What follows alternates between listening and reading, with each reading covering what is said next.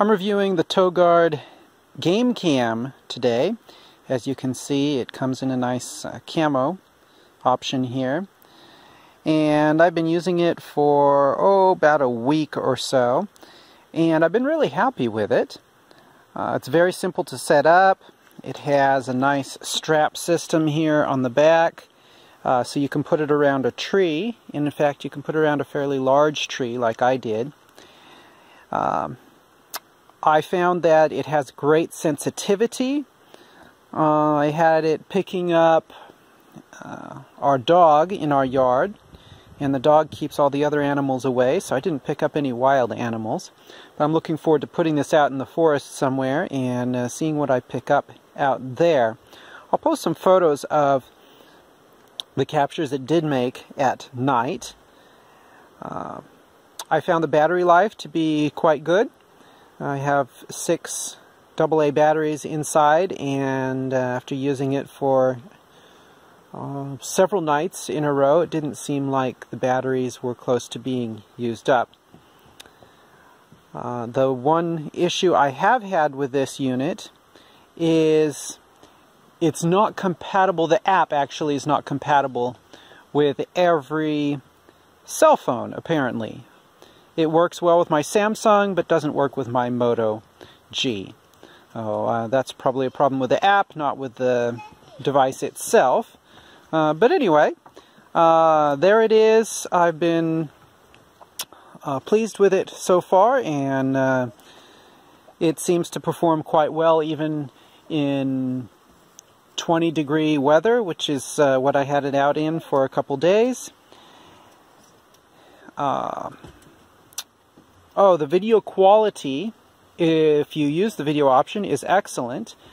And also I was very happy with the photo quality, both for daytime as well as for nighttime images.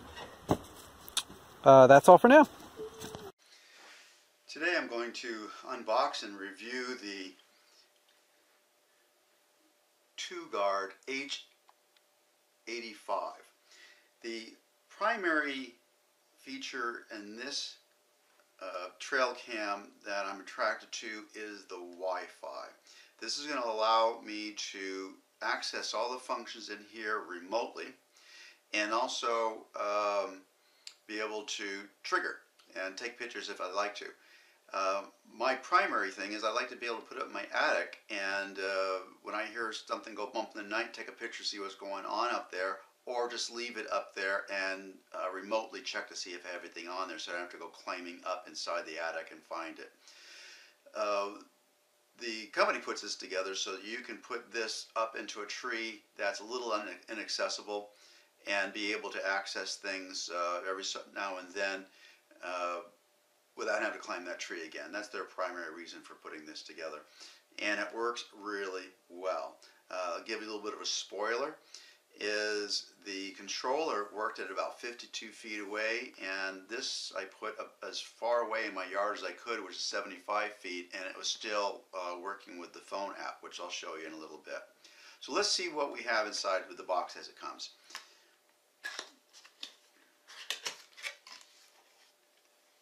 This is the controller. Comes like a little bit of little hold on just to make a strap like a watch if you want to. Turns it on and off.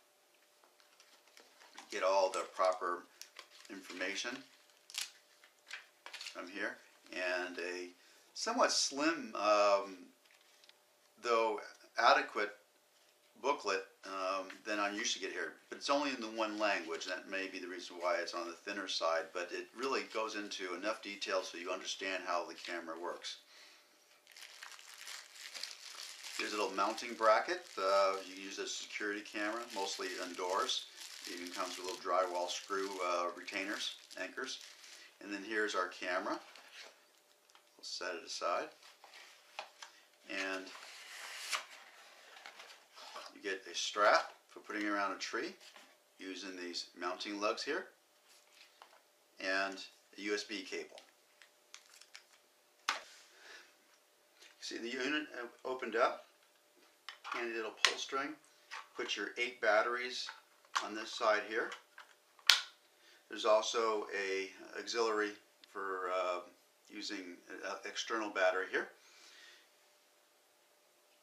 Nice size screen, and also the buttons. This is one of my favorite things about some of these cameras that use real buttons versus like a membrane across here. The membrane may be more waterproof, but I like the way that real buttons work. So let's turn this into the setup mode. And you can see how bright the screen is here. And when we get into the menu, it gives us several options here. One of the things that I didn't pick up on is that there are several screens that you can go through here.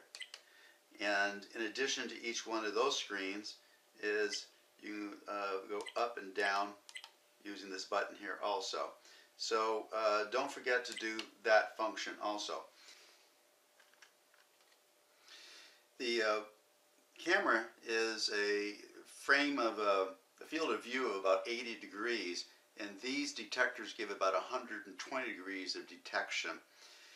The sensor is a 1/3 inch 20 megapixel sensor, which gives you photos of 20 megapixels, 16 megapixels, 12 megapixels, 8, 5, 3, and 2 megapixels.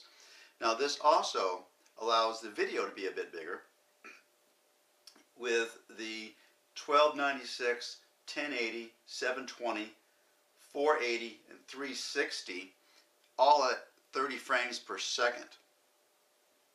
The time that the videos can run is 5 seconds down to 180 seconds. I like to keep mine at 1 minute because I'm doing mostly wildlife. Now, the infrared LEDs are what we call low glow. There's a little bit of a pink emission from here that you can see if you're looking directly at it. Animals don't seem to really care much about that. If you want to have this for surveillance where you can't detect this at all, you want to get a no glow. The Wi-Fi function allows you to initiate the Wi-Fi and going through a phone app.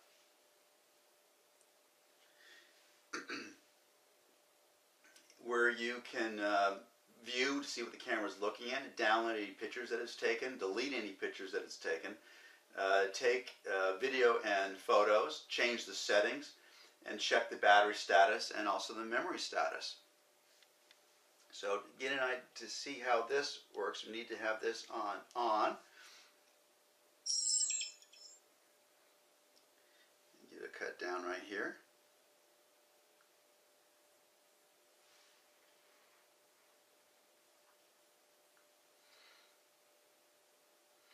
And you see the picture of my carpet. And that's going to change here. Can't see too much there. Here's my skylights. And through here is, you can see the settings for all the different things that you can do with the camera. So this is going to be real helpful for putting up in my attic and checking to see if there's any rodents up there, and without having to climb back in the attic every time I want to do that. So this is a real helpful feature. Now most of the time you can find cameras that will have a cellular component on there, but usually not the Wi-Fi for local usage. So I'm going to be adding the various photos that this camera has taken with the different settings on here. I would put it in this video, except they'd be all down to the same resolution of this video, so that wouldn't help. So I'll put them directly up to the review site. If you have any questions on how to use this camera or any other tips, give me a shout out in the comments below.